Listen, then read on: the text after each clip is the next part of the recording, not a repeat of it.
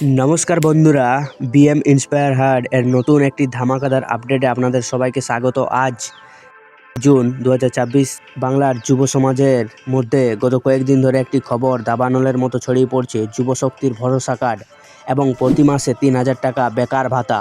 আপনারা অনেকেই আমাকে মেসেজ করে জিজ্ঞেস করছেন, দাদা এই কার্ডটি আসলে কি? আমরা কি সত্যিই প্রতি মাসে 3,000 টাকা পাবো, নাকি এটাও কোনো রাজনৈতিক প্রতিশ্রুতি? আজকের এই ভিডিওতে আমি একদম অফিসিয়াল তথ্য দেবো, তাই ভিডিওটি স্কিপ না করে পুরোপুরি ভিডিওটি শেষ পর্যন্ত দেখতে থাকুন। বন্ধুরা চলুন প্রথমে জেনে নিই এই যুব শক্তির ভরসা কার্ড বিষয়টি আসলে কি। আপনারা জানেন বর্তমানে শিক্ষিত বেকার যুবক যুবতীদের জন্য সরকারিভাবে বিভিন্ন ভাতা চালু হয়েছে, যেমন যুবশ্রী। কিন্তু সোশ্যাল মিডিয়া ভাইরাল হওয়া এই নতুন কার্ডটি মূলত একটি গ্যারান্টি কার্ড বা সংকল্পপত্রের অংশ হিসেবে প্রচার করা হচ্ছে। এই কার্ডের মূল দাবি হলো রাজ্যের যুব সমাজের স্বনির্ভর করতে প্রতি মাসে 3,000 টাকা করে আর্থিক সহায়তা বা বেকার ভাতা সরাসরি ব্যাংক অ্যাকাউন্টে দেওয়া হবে। এটি শুনলে অবশ্যই আমাদের মতো ছাত্রছাত্রী এবং চাকরি প্রার্থীদের মনে একটা বড় আশা জাগে। এবার আসি সবথেকে বড় এবং রূঢ় বাস্তবতায়। আজ 6 জুন পর্যন্ত দাঁড়িয়ে পশ্চিমবঙ্গ সরকার অফিসিয়াল পোর্টাল বা নবান্ন থেকে এই যুবশক্তি ভরসা কার্ড এর কোনো সরকারি নোটিফিকেশন এখনও জারি হয়নি।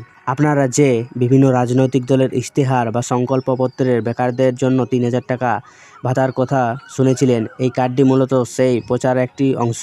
অর্থাৎ এটি একটি প্রতিশ্রুতি বা ভবিষ্যৎ পরিকল্পনা। সরকার যদি নতুন বাজেট এটি পাস করে তবে এই টাকা পাওয়া সম্ভব। বর্তমান দিনে দাঁড়িয়ে এটি কোনো অ্যাক্টিভ সরকারি স্কিম নয়। তবে বন্ধুরা, আমাদের সবসময় প্রস্তুত থাকতে হবে। আগামী দিনে যদি এই 3,000 টাকা যুবশক্তি ভরসা কার্ড অফিসিয়াল চালু হয়, তবে একজন চাকরি প্রার্থী হিসেবে আপনার যে যোগ্যতাগুলি লাগবে: প্রত্যাশিত যোগ্যতা, বাসস্থান পশ্চিমবঙ্গের স্থায়ী বাসিন্দা হতে হবে, বয়স 21 থেকে 40 বছরের মধ্যে হতে হবে, শিক্ষাগত যোগ্যতা অবশ্যই মাধ্যমিক বা দশম শ্রেণী বা সমমানের পরীক্ষা উত্তীর্ণ হতে হবে, অবশ্যই বর্তমানে বেকার হতে হবে।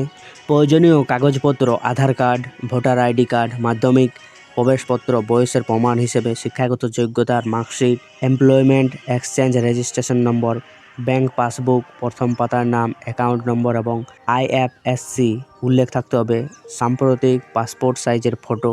তো বন্ধুরা, আজকের এই যুবশক্তি নিয়ে ভিডিওটি আপনাদের কীরকম লাগলো অবশ্যই কমেন্ট করে জানান, এবং ভিডিওটি ভালো লাগলে লাইক করুন, শেয়ার করুন এবং চ্যানেলটিকে সাবস্ক্রাইব করে রাখুন। ধন্যবাদ।